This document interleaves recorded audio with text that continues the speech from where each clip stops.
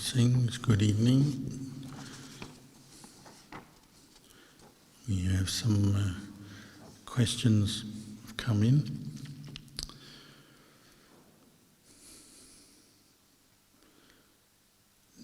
Dear Lompo, I have been practicing sitting meditation for a few years now. For the past 6 to 8 months, I have increased my frequency of meditation to 3 times per day. Each session is about 40 minutes. I set the alarm to time my practice. Hence, in a day, I sit for about 2 hours. Unless if time is not permissible, then I sit for 1.5 hours per day at least. During the 2 hours of practice, I am able to stay with the breath for roughly 70 to 80% of the time. The rest are thoughts, plans for the future, memories of the past, etc. But most of the time I am able to quickly recognize and push them away. However, if the mind is too stubborn, I would recite Buddha repeatedly in my heart until it becomes calm. When the mind turns calm again, I continue to stay with the breath until the end of my meditation session. After increasing the meditation to 2 hours per day for roughly half a year now, I find myself more calm, clarity and observant. My questions are as follows. 1. Is my technique or method of meditation correct and perhaps can lead me to samadhi?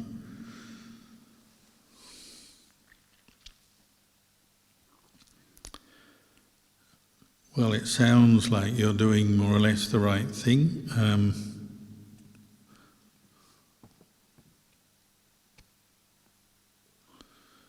However,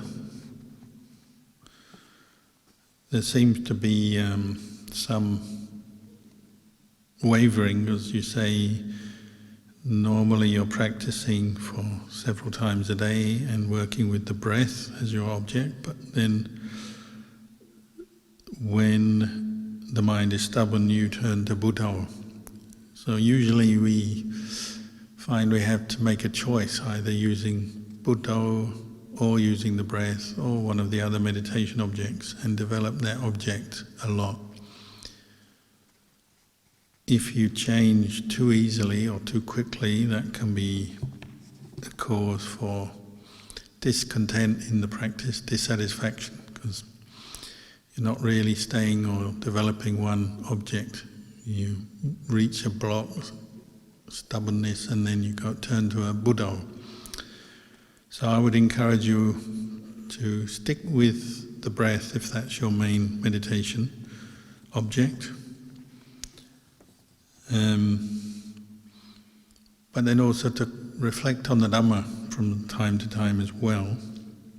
So reflect on different aspects of the Dhamma, such as the sila you keep in daily life, how well you're keeping the 5 precepts in between meditation sits, whether you've ever done a meditation retreat or kept the 8 precepts also. Maybe from time to time see if you can do that, if only for a day. Keep the 8 precepts and devote a little bit more time to meditation and listening to Dhamma on that day, and even do a long meditation retreat, such as 7 days or 10 days sometimes. That may also help. And contemplate other things, such as just observe how your practice has been over this period of time that you talk about, 6 months, 1 year. Do you feel you're more self-controlled, more observant of yourself, letting go better of negative states of mind such as worry, greed, anger? Are you letting them go better now than when you began meditation a year ago, say? If there's less peace of mind now, you have to look into maybe what is the cause for this lack of peace, this discontent. reflect on that. And improve the sharpness of your wisdom. So when you are calm, maybe turn to reflect on the body, see the body as impermanent, see it as unattractive, going through the 32 parts of the body or the 4 elements, or even one of the corpse meditations. So I would recommend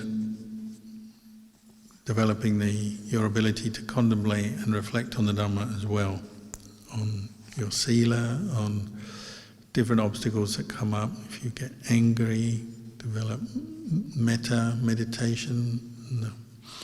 If you are caught into greed, sensuality, well, develop the asubha, the unattractiveness of those objects. Reflect on the perception of unattractiveness directed to those objects, and so on. So develop your ability to reflect on the Dhamma as well. There's another question. Is there any advice that Lumpur can share or add on to what I've described already? We'll just keep doing it.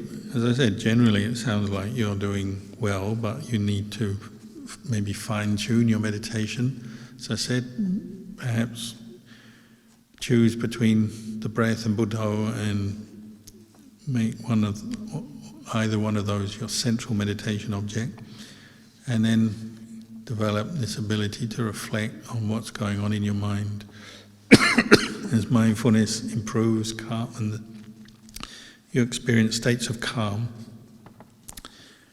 use that to be a basis for developing insight into the nature of the body as impermanent, not self.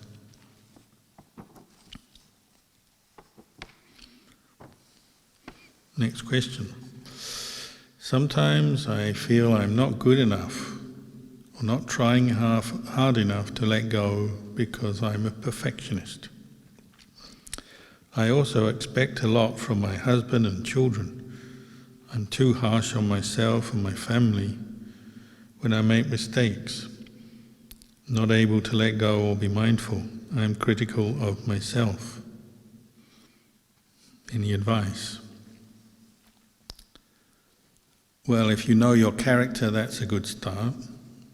Many people are perfectionists, idealists, and reflect on how that can be cause for suffering, because this world is not a perfect world. It's imperfect, it's dukkha, mixed up with dukkha.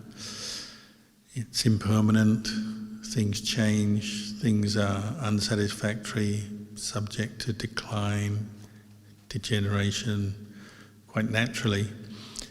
And they're beyond our control. We can't ultimately own anything, so not self. Nothing exists just by itself. Everything arises due to causes and conditions. So these are 3 areas to reflect on to help you deal with the character of being a perfectionist, an idealist, to help balance your view. So even though you can aspire to higher goals in your Dhamma practice, or even in more worldly ways in work and other aspects of your life, reflect on the impermanence, the unsatisfactoriness, the lack of self in all of this, to help balance your mind, not to be too attached to ideals of perfection and how you feel things should be, because that will lead into a lot of discontent, aversion, easily. So reflect on that. Reflect on these 3 characteristics in your experience, in your body, in your mind, your emotions, your thoughts, your feelings, and then in the world around you. And this helps to ground you in wise reflection, wisdom, understanding more that the way of the world, the nature of the world is impermanent, unsatisfactory, not self. Then you'll find you suffer less with things. And you can know your habit of being a perfectionist, but even that is impermanent, it may change. For instance, if you see you're a perfectionist and you attach to always getting things right, knowing what is right, knowing what's best, and then sometimes the world doesn't live up to that, or you personally don't live up to that, you can reflect, my ideals are still impermanent. What I do, what I say, the way the world is around me is impermanent. It's subject to change, and I can't control it beyond a certain extent, and so on. There's plenty of food for contemplation in this, and where you see your suffering is where you're attached. You'll be attached to your ideal, or attached to creating the perfect world for yourself or your family. And you'll see the suffering that comes up there because of that attachment. And that leads on maybe to relaxing and letting go sometimes, where you realize you can't control things, you can't make things the way you want all the time. Then you let go, you accept. Your mind becomes more peaceful because it lets go of attachment. So keep reflecting on this, and you may find it, you gain a lot of wisdom from that.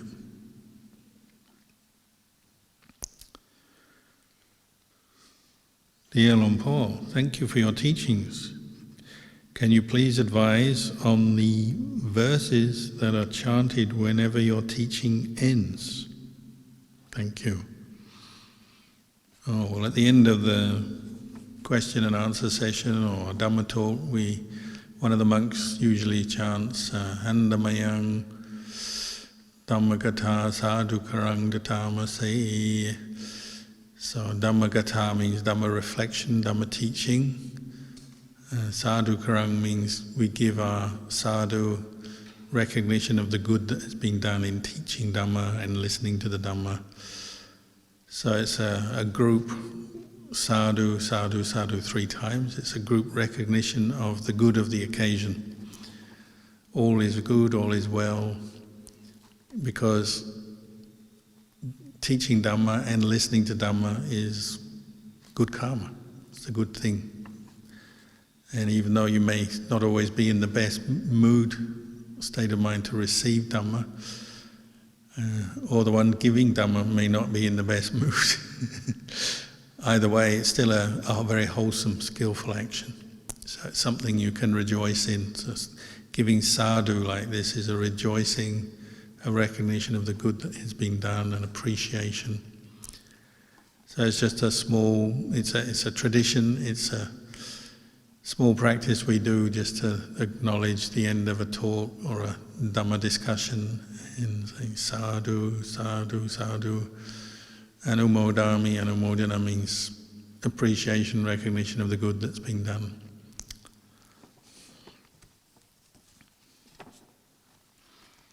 Another question.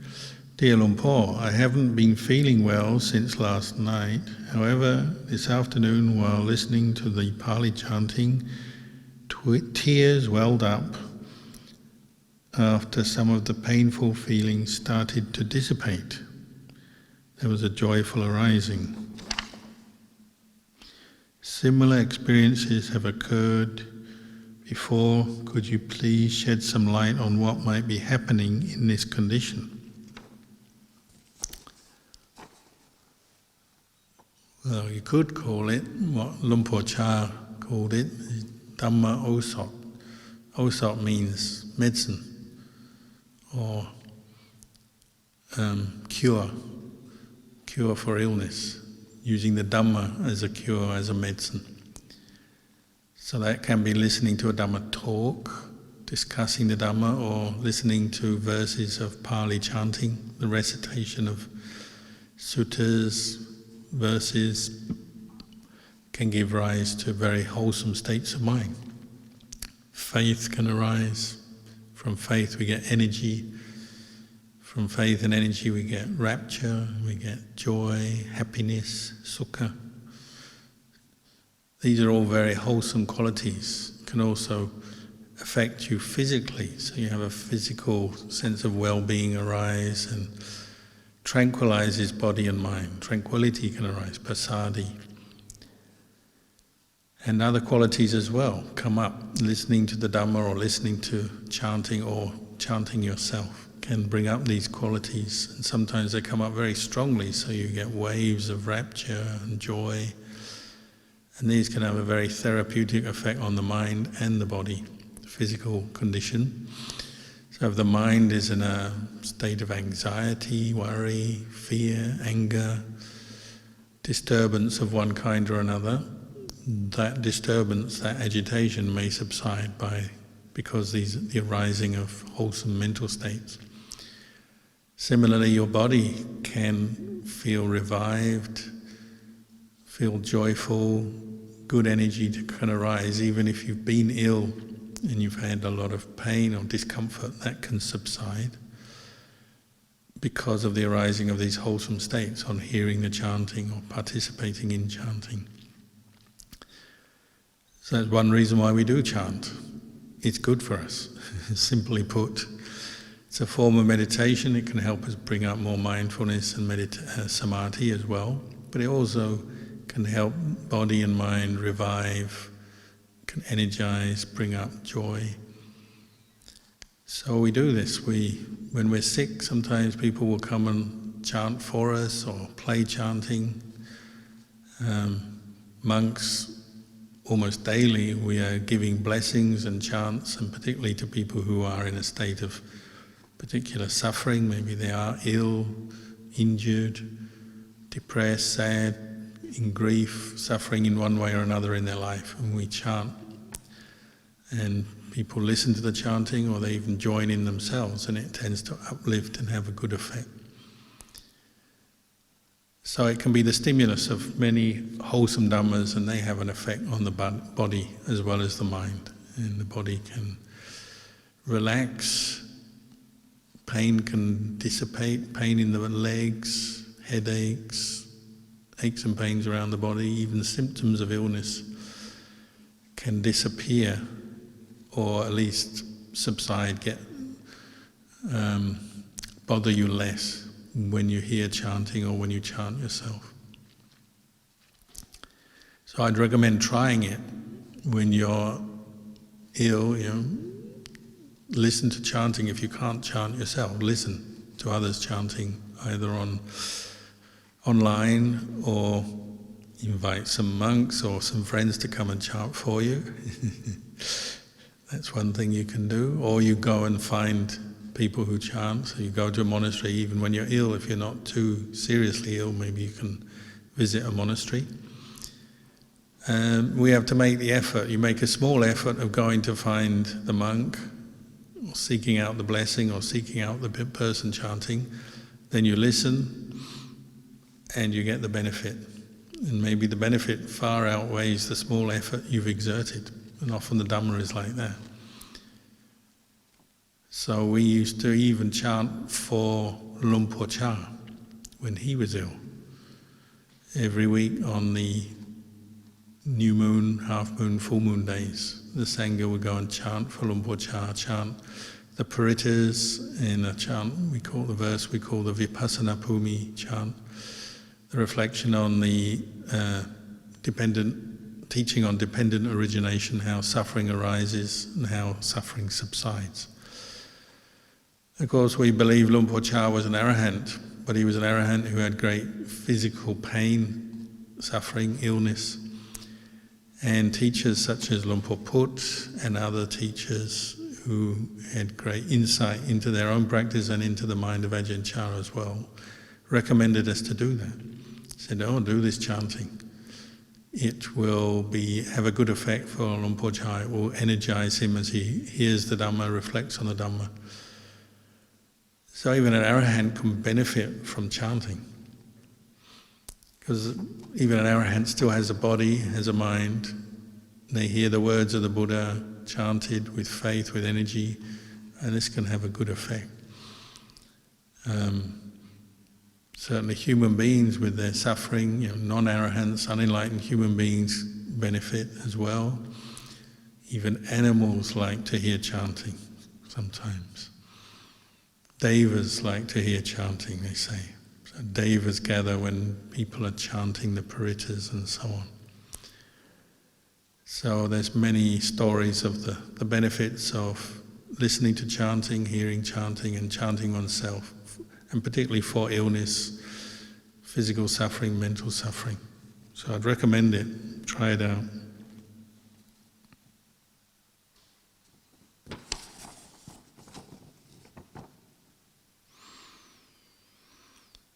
Luang Por, I have read that either illness or pain that arises during meditation is as a result of past bad karma. So I try the best as I can to endure it. Is enduring pain during meditation or sickness a way to expiate negative karma? What are some ways to reflect on painful feelings or illnesses that will be useful for my practice to progress? Well, sometimes it's hard to say precisely, isn't it? If one doesn't have the ability to recollect past karma, past lives, past actions. One may recollect many actions from this life, but even this life we can't remember everything we've said and done, can we? Past lives even harder, the majority of people can't. So it's hard to know. What you do know is that you've been born. If you haven't been born yet, you're probably not listening to this talk. So you've been born, and once you have birth with a human body, you're going to get pain, sickness and death following. Aging, sickness and death will follow. That's just normal, isn't it? That's just nature. Can't avoid it. So that's the karma of birth, that you will be subject to aging, sickness and death. So some of the pain and illness we suffer is probably just from this life, from being a human being living in this environment. And you may be in an environment, say if you live in the mountains of the Yarra Ranges, one day it's 38 degrees, the next day it can be 16 degrees. There's a lot of temperature change. One day it's windy, dusty, one day it's still, one day it's rainy, cold, wet, another day it's not. The weather changes quite quickly here, so just living here can put a lot of pressure on your body sometimes. Other parts of the world can be worse, perhaps. There are even more extreme places. And then there's other things, aren't there? Sometimes just living in a place where there's a lot of pollution, like a city, or there may be particular health hazards in a certain place, and that can affect you over time. It's not all necessarily attributable to a specific karma that you've done or made in the past. It may be a more general, gradual effect as well. And there's other things, sort of eating food. Sometimes we eat the wrong kinds of food, and if you eat the wrong kinds of food, or too much food, or too little, or an imbalanced diet over time can have a strong effect on you, can't it? It's not necessarily all the karma and all the pain and suffering we experience isn't entirely attributable to past actions from past lives and so on. But in general, the Buddha did say if you kill animals or humans, or injure animals or humans, then that's quite strong karma, and it will tend to come back to you in the form of illness, injury and pain in future lives, and even short lifespan in future lives. But exactly what has led to what, that's hard to work out. But for sure, being patient, enduring painful feelings is a great asset in the practice. It's something we can practice without aiming to make our suffering worse or making our physical illness or situation worse. We can employ a lot of patience and endurance, which is a very wholesome quality and gives the mind space to contemplate, develop other wholesome qualities such as mindfulness, insight. So generally the Buddha encouraged us to be patient with painful feelings. Luang Por Chah encouraged this too, because all the enlightened beings, the Buddha and enlightened beings, have practiced great patience. And he said it's the supreme destroyer of defilement. It's not a solo act. You don't just practice patience, you practice it in conjunction with other skillful qualities that you're developing. But it's like the fertile ground for nourishing mindfulness, effort and energy, insight, compassion, kindness. All these other good qualities are nourished by patience, supported by patience. So yes, be patient with your pain, because what's the alternative? When you're impatient, you're giving in to negativity. You have your pain or your feeling of tiredness, and that will trigger some form of mental proliferation, negative reaction, I don't like it, I don't want it, craving, attachment coming up, which disturbs the mind, maybe leads you to make some bad karma. At the very least, you might just complain a lot. So as we know, when people have injury or illness, they often complain a lot. You know, it's entirely understandable why they do that, but it's not good for their mind because it exaggerates the pain, it embellishes it or makes it seem worse because of the negative state of mind. So try not to complain, try to be patient, try not to give in to more negative states of mind, the aversion, anxiety, fear and so on. Try to keep as mindful and as stable and as patient as you can. And you'll find that helps you to deal with these situations. And that is burning up karma in the sense you're changing your karma by cultivating skillful qualities in the face of pain or illness, say. Keeping precepts when you're in pain or having illness is very powerful, good karma. And that's helping you to give up the former habit of not keeping the precepts. Expressing negativity through actions, through speech. You're now giving that up and saying, I'm going to be patient, I'm going to keep the precepts, I'm going to practice mindfulness with this pain, with this illness. All of this is changing your karma for the better.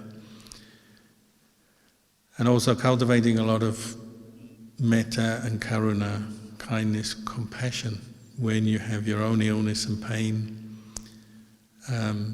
is a very skillful thing.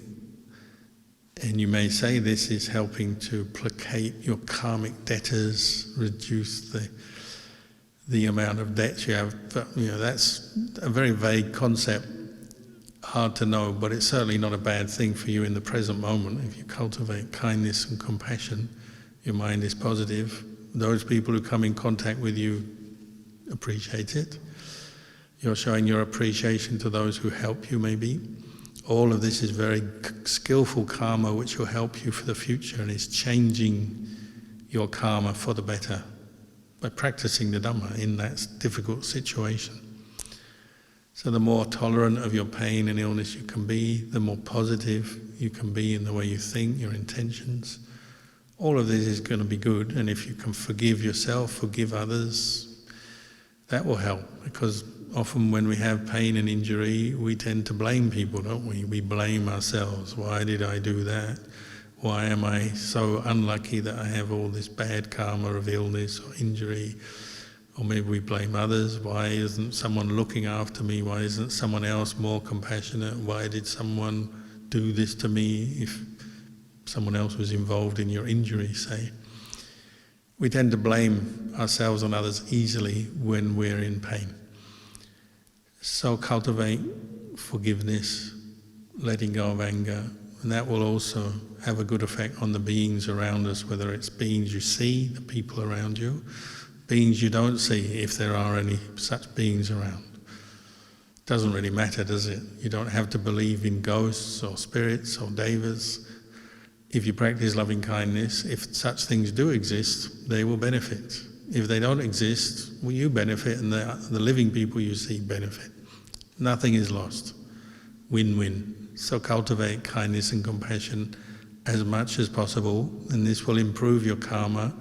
This will help to end hostilities, certainly with the people around you.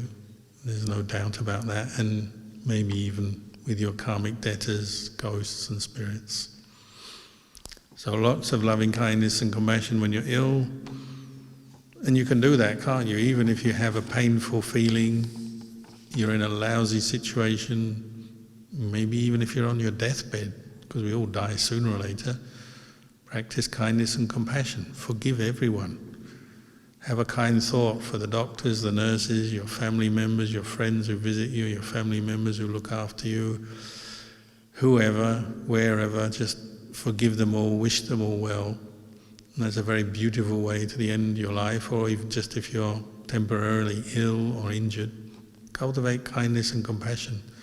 You'll enjoy yourself much more, things will go better, and people will be more likely to help you because It's more fun to help someone who's kind and compassionate. So try not to be grumpy, try not to be somebody who's sick or injured and just complaining all the time, because nobody likes to visit someone who complains all the time. So that's the end of today's Q&A session.